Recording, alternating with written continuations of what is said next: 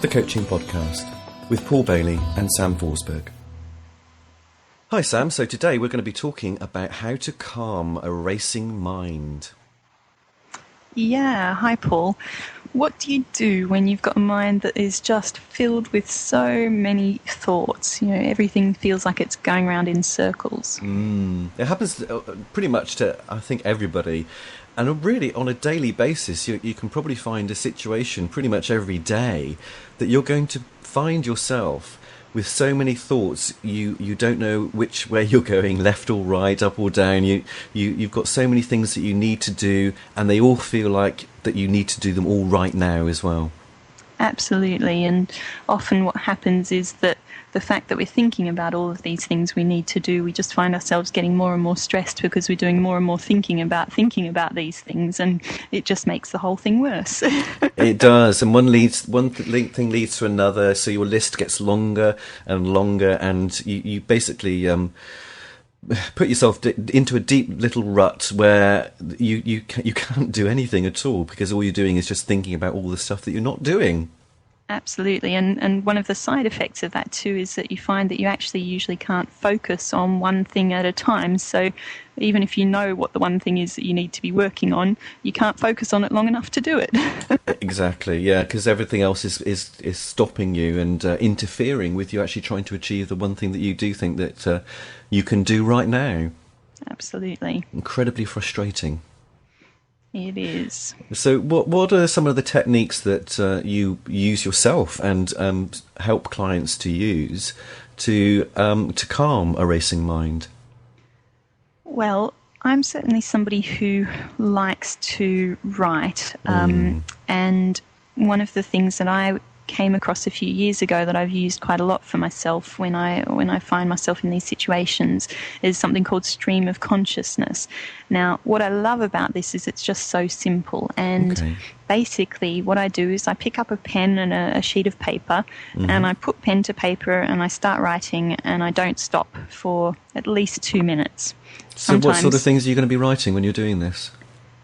Every single thought that comes into my head. It doesn't matter whether it's a word or an emotion or a sentence or whatever it is, just everything gets put down into those words. Okay.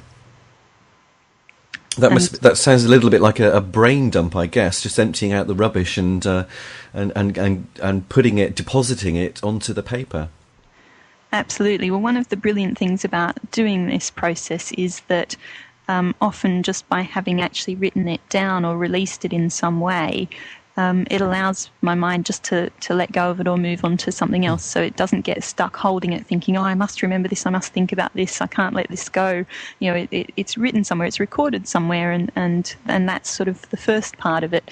But what's really interesting often is just to have a little look afterwards at what I've written. And sometimes I might find that there are words that have come up more than once, and so I either underline them or circle them, or there might be something that just really jumps out at being very emotional or a really strong sort of thought, and I'd highlight that too, or something that I'm just really surprised to see there. You know, it's quite bizarre what your mind's thinking of at any one point in time sometimes.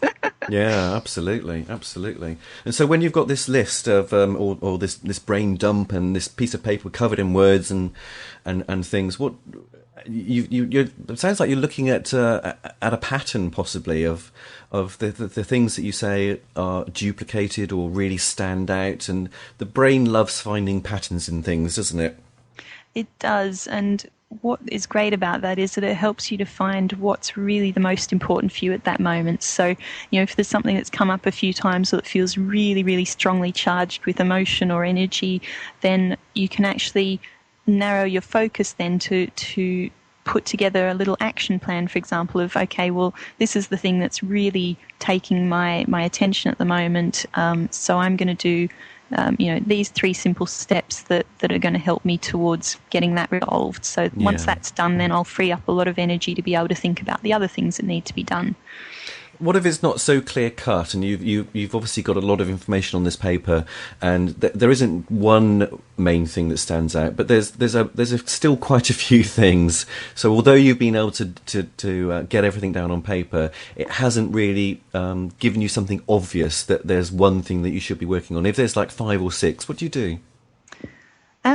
Well, one of the great things about that is that you can have a look as to whether any of them are linked, and often there'll be some sort of thought process going on in the background that's creating almost like invisible strings between these topics or these areas that are sort of tying them together, and by actually noticing that they are linked in some way, then that can help you to really look at the ones that are the priorities or the ones that you want to deal with right now.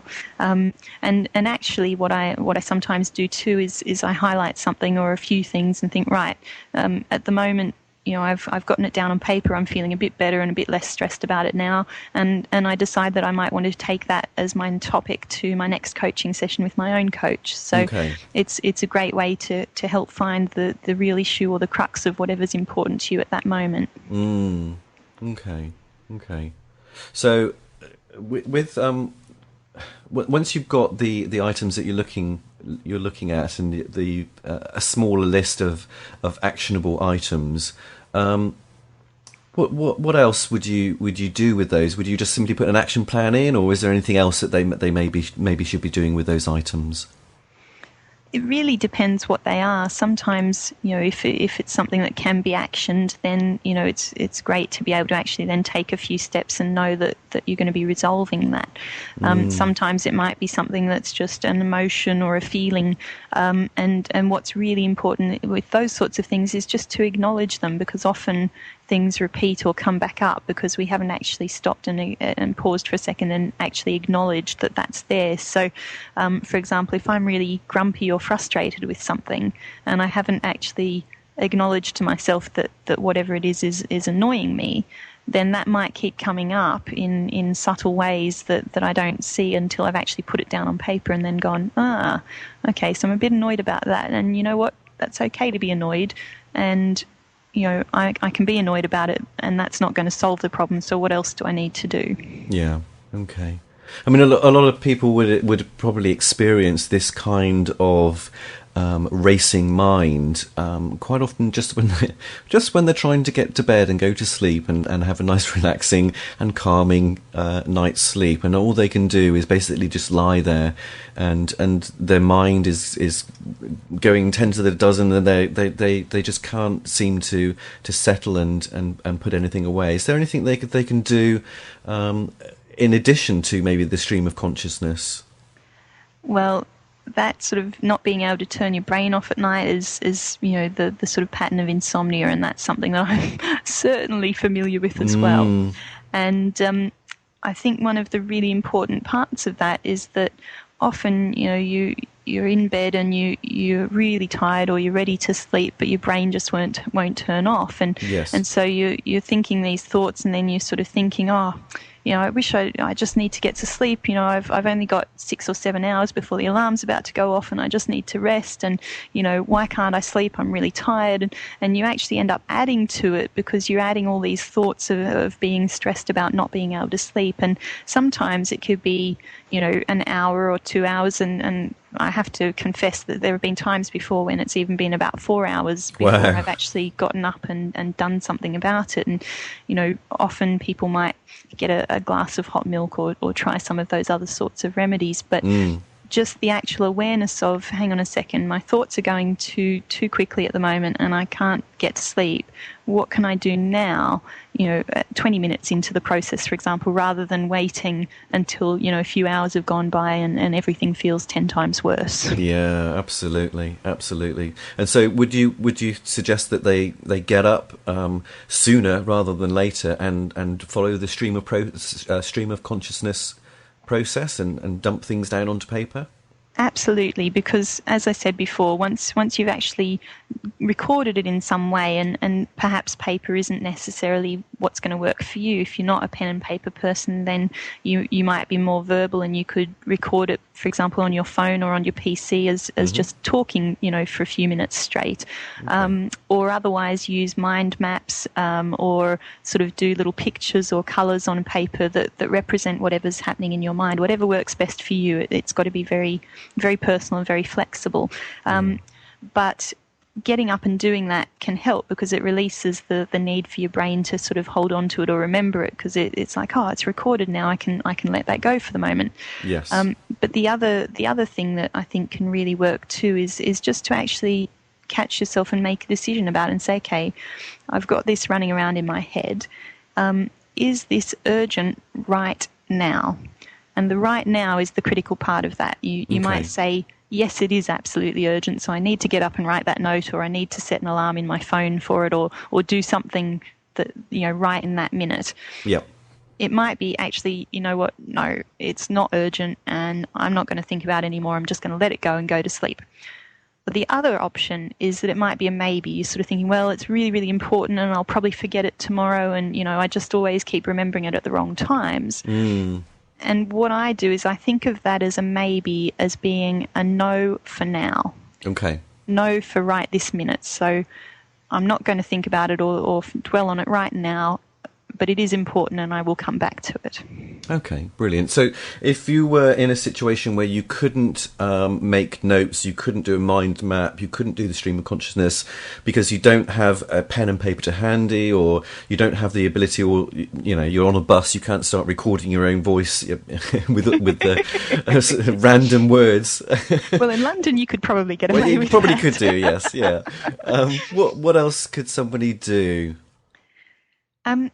Actually, just telling yourself, look, I know I've got all these thoughts here, and I think a stream of consciousness would really help me to write these down or to record it in some way.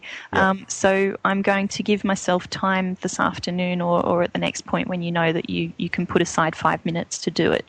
Brilliant. And so just sort of reassuring yourself that, even if you can't do it at that moment, you've recognised that it's become a problem, that you've got, all these thoughts going around in circles and you can't focus on anything, and you're feeling more and more stressed. Yes, a solution, and you're going to put some time aside later on to apply it. And the other thing is just to say, look, can I let this go just for this moment? Yeah. Just now, can I let it go? And you might need to ask yourself that question 20 times in a row before you finally let go of it. But just actually giving yourself the opportunity that if it's not critical at that moment, or you don't have the ability to do something else for a few minutes with it, then just at that point to let it go. Brilliant. That's fantastic. Thank you very much, Sam. I'm afraid we're out of time again, and we'll speak to you very soon in the near future. Take care, Brilliant. Sam. Thanks, Paul. Bye.